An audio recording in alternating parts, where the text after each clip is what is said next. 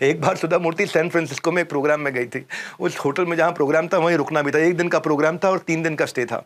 3 दिन के बाद जब सुधा मूर्ति सामान पैक करके निकलने लगी, रिसेप्शन में पहुंची तो वहाँ उनके लिए गिफ्ट रखा था, एक सुंदर सी साड़ी और एक कुंदन का हार। सुंदर सी साड़ी और कुंदन का हार देख करके और देखा कि पूरा का पूरा बिल किसी ने पे कर दिया। बात को ध्यान से सुनो, पूरा बिल पे किया जा चुका है। हैरान होकर बोले किसने पे किया? पूछने में पता चला कोई इंडियन फैमिली है जिसने आपका बिल पे कर दिया और ये आपके लिए कुंदन का हार रखा है, अभी कल खरीद करके लेके आया। सुधा ने कहा क्या मैं उनसे मिल सकती हूँ? तो रिसेप्शनिस्ट ने दंपत्ति को उस कपल को वहीं फोन लगा दिया।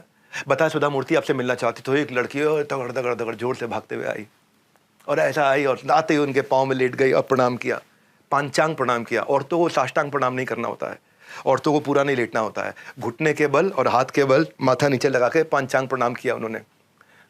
सुधा जी ने पूछा आपने मेरा बिल क्यों भर दिया? हाँ, आप मेरे पाँव क्यों छू रही हैं? बोली मैडम एक बार गुलमर्ग से बेंगलुरु की टिकट के आगे कुछ भी नहीं है।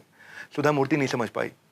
बोले एक दिन जब मैं 11 साल की थी ना, तो गुलबर्ग से मैं निकली थी और मैं बेंगलुरु ट्रेन में जा रही थी और मुझे नहीं पता था मुझे कहाँ जाना है, क्यों जाना है।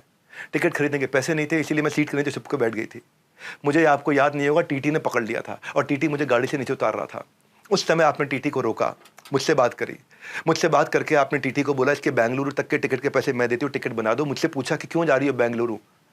तो सुधा जी आपको याद नहीं होगा, मुझे नहीं पता था मैं क्यों जा रही थी बेंगलुरु, मुझे नहीं पता मुझे कहाँ जाना था। तो आपने अपनी किसी पहचान के स्वयंसेवी संस्था के एनजीओ में मेरे को एडमिशन करा दिया। प्रमाण पत्र में आपने मेरा नाम लिखवा दिया चित्रा। आपने सारे खर्चे के पैसे भी दिए। लर्निंग क्या है? What you give comes back to you. ये यथा माम प्रपद्यन्ते ताम तथैव भजाम्यहम्। हाँ, सुधा जी अपने आप में लर्निंग का इंस्टीट्यूशन है आप। मैं आपको आखिरी स्टोरी आज की सुनाता हूँ सुधा मूर्ति जी की, लंदन की स्टोरी। जब उनका दामाद प्रधानमंत्री बन गया तो दोनों बहनें साड़ी में साधारण से कपड़े पहन के पहुंच गई इमिग्रेशन की लाइन में अमेरिका के अंदर।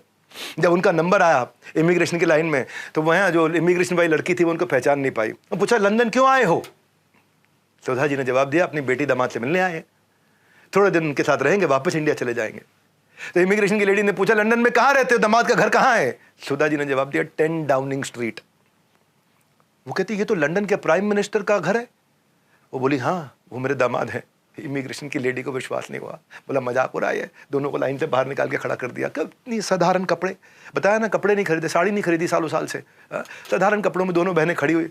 2 भारतीय 70 साल की महिलाएं सादे कपड़ों में लाइन से अलग बाहर निकाल दी गई। लोग उनको घूर के देख रहे हैं। तभी सुधा मूर्ति जी ने एक फोन लगाया। 10 मिनट में 2 कर्मचारी, बीच में 20 कर्मचारियों के साथ में पूरे सम्मान के साथ उनको लेकर चले गए। बाद में उस महिला को इमिग्रेशन में एहसास हुआ कि वो सच बोल रही थी, वो हमारे देश के प्रधानमंत्री की माँ है, सास है उनकी वो। हाँ, बाद में एक लोकल अखबार में खबर छपी जिसमें इमिग्रेशन वाली महिला ने कहा मैं कभी भारत तो नहीं गई, लेकिन उस महिला को देख के मेरे मन में भारत के प्रति सम्मान और बढ़ गया और लगता है कि हमारा देश बिल्कुल ठीक हाथों में है।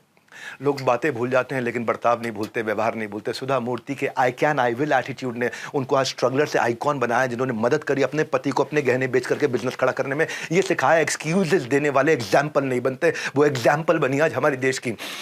आज लोग उनको सुनते हैं जो मेहनत को चुनते हैं, उन्होंने मेहनत को चुना। ऐसी इंस्पिरेशनल स्टोरी लाता रहूँगा और आपको मोटिवेट करता रहूँगा, यही मेरा काम है। बड़ा बिजनेस का फाउंडर होते हुए लोगों का बिजनेस बड़ा करने के लिए आइडिया टू आईपीओ पर काम कर रहा हूँ। और वो 299 रुपये का प्रोग्राम बहुत पावरफुल है, बहुत पावरफुल है, उसको जरूर अटेंड करिएगा। वीडियो लोगों तक पहुंचाइए, सुधा मूर्ति जी तक पहुंचाइए। मुझे बहुत खुशी होगी हमारे साथ जुड़े रहने के लिए।